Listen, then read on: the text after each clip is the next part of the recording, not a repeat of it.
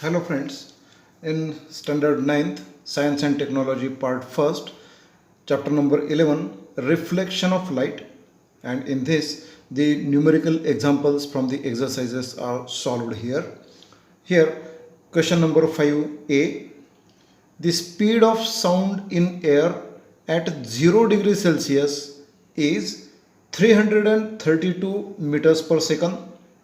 If it increases at the rate of 0.6 meters per second per degree Celsius, then what will be the temperature when the velocity has increased to 344 meters per second. मित्रांनो, या ठिकाणी 0° तापमानाची जी हवा आहे, या हवेमध्ये ध्वनीचा वेग 332 metre प्रति सेकंद आहे. जर या वेगाच्या वाढण्याचं प्रमाण प्रत्येक अंश सेल्सिअस मध्ये 0.6 मीटर प्रति सेकंद इतकी वाढ होत असेल, तर 344 मीटर प्रति सेकंद इतका ध्वनीचा वेग होण्यासाठी तापमान किती असावं लागेल, असा प्रश्न आहे. Here the given data is velocity of sound at 0 degrees Celsius is 332 meters per second. Velocity of sound at specific temperature, that means at increased temperature, is 344 meters per second. Then final temperature T2 is to be calculated. Here the rate of increase in speed is given, that means 0.6 meter per second per degree Celsius is given. Therefore, the solution will be here. Now, velocity of the sound at temperature T, that is the specific temperature, that is V2, is equal to velocity of sound at 0 degrees Celsius plus the rise in temperature will cause the increase in the velocity of sound by the factor 0.6 meter per second, but this is per degree Celsius. We will multiply this value by rise in temperature. Now, therefore, Vt2 is equal to 344 meter per second is equal to V0, that is 332 meters per second, plus this 0.6 into T2 into meter per second divided by degree Celsius. Therefore, now 344 minus 332 meter per second is equal to 0.6 into T2 into meter per second divided by degree Celsius. The meter per second which is to the left hand side and meter per second which is to the right hand side will both get cancelled, and therefore we will have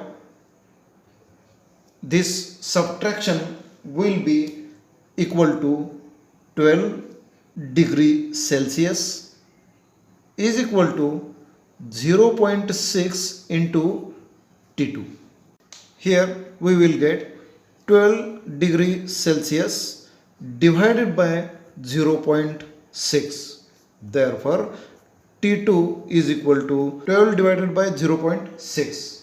It will be equal to 20 degree Celsius. That means the final temperature of the air will be of 20 degrees Celsius. मित्रांनो, या ठिकाणी आपण लक्षात घेऊया की 0°C तापमानाची हवा असताना त्या हवेतील ध्वनीचा वेग आहे 332 मीटर प्रति सेकंद. प्रत्येक 1 अंश सेल्सिअस तापमानाची वाढ झाल्यानंतर त्या ठिकाणी 0.6 मीटर प्रति सेकंद इतका ध्वनीचा वेग वाढणार आहे आणि 344 मीटर प्रति सेकंद इतका वेग जेव्हा होतो तेव्हा हवेचं तापमान किती असेल असं या ठिकाणी गणित विचारलेलं आहे. तर या ठिकाणी सर्व गोष्टी आपण मांडलेल्या आहेत. ध्वनीचा 0 अंश सेल्सिअस तापमानाचा वेग दिलेला आहे. त्याचबरोबर एका विशिष्ट तापमानाला, वाढलेल्या तापमानाला ध्वनीचा वेग किती आहे तोही दिलेला आहे. फायनल टेम्परेचर आपल्याला काढायचं आहे, म्हणजे अंतिम तापमान काढायचं आहे. आणि ज्या पद्धतीनं ज्या 1 अंश सेल्सिअस मागे ध्वनीचा वेग कसा वाढतो त्याचं रेशो या ठिकाणी दिलेलं आहे.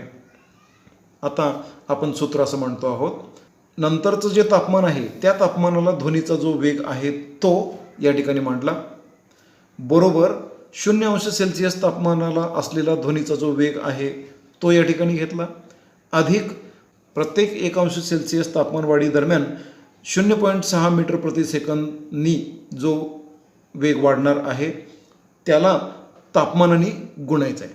आता हे तापमानच आपल्याला या ठिकाणी काढायचं आहे. म्हणून पुढं आपण पाहूया, 344 मीटर प्रति सेकंद विशिष्ट तापमानामध्ये असलेला ध्वनीचा वेग बरोबर 0 अंश सेल्सिअस तापमानाला असलेला ध्वनीचा वेग अधिक 0.6 मीटर प्रति सेकंद हे बाजूला काढले, छेदामध्ये असलेले अंश सेल्सिअस बाजूला काढले आणि 0.6 गुणिले T2 यांचा गुणाकार या ठिकाणी मांडला. आता पुढील पायरीमध्ये 332 मीटर प्रति सेकंद हे समीकरणाच्या डाव्या बाजूला घेऊ. त्यामुळं 344 वजा 332 अशी राशी आपल्याला मिळेल आणि मीटर प्रति सेकंद हे दोघांचे सामायिक अवयव बाजूला काढलेले आहेत, बरोबर 0.6 T2 गुणिले मीटर प्रति सेकंद छेद अंश सेल्सिअस.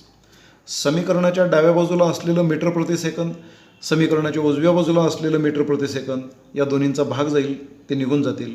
आणि आता यानंतरच्या पुढील पायरीमध्ये 344 वजा 332 बरोबर 12 आणि इकडं छेदामध्ये असलेला अंश सेल्सिअस हा अंशामध्ये येईल समीकरणाच्या डाव्या बाजूला आल्यानंतर, आणि म्हणून 12 अंश सेल्सिअस बरोबर 0.6 गुणिले T2.